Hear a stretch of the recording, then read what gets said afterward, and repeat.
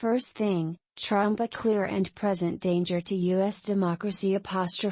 Select Committee Chairman warns that the system nearly failed but for Pence's defiance. Plus, top Republican negotiator walks out of Senate gun talks. The U.S. government system nearly failed on January 6. The House Select Committee's chairman has warned while a conservative judge underlined that Donald Trump and his allies remain a clear and present danger to America. Judge J. Michael Luttig, who was an advisor to the former Vice President Mike Pence, told the hearing that Trump and his Republican backers were openly preparing an attempt to overturn that 2024 election in the same way that they attempted to overturn the 2020 election, but, 2. The committee hearing also detailed how the former president imperiled Pence's life by falsely claiming he had the power to refuse to count votes for Joe Biden.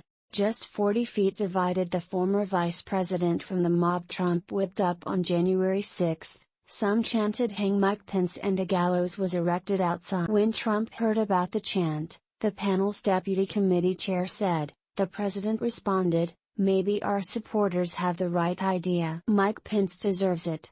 How widespread is Trump's lie among Republicans?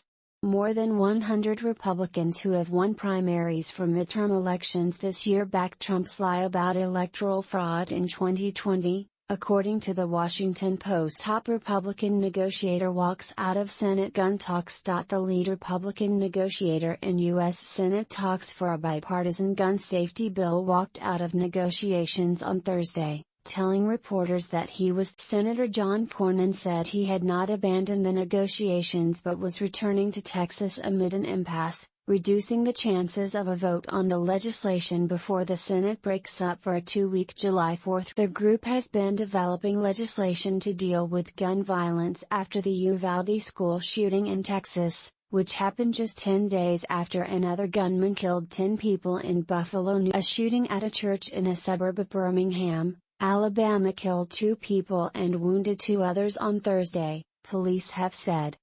The suspect was taken into custody. Russia has strategically lost war, says UK defense chief. Russia has already strategically lost the war in Ukraine and will never be able to take control of the entire country, the head of the UK's armed forces has. Admiral Sir Tony Radakin said Russia was suffering heavy losses for marginal gains and would emerge from the conflict a more diminished power while bolstering NATO. Putin has used about 25% of his army's power to gain a tiny amount of territory and 50,000 people either dead or injured, he said. Meanwhile, the Russian foreign minister, Sergei Lavrov, gave an interview with the BBC on Thursday, saying, "Russia is not squeaky clean. Russia is what it is. And we are not ashamed of showing who we are." When asked about alleged war crimes against civilians, he accused the UN of spreading fake. What does Western intelligence say? British intelligence reports appear to echo claims about casualties. Some Russian battalion tactical groups, usually made up of about 600 to 800 personnel, have included as few as 30 soldiers. The U.S. State Department is aware of a photograph appearing to show 2 missing Americans believed to have been captured by Russian forces while volunteering to defend Ukraine, a relative of one of the men has said.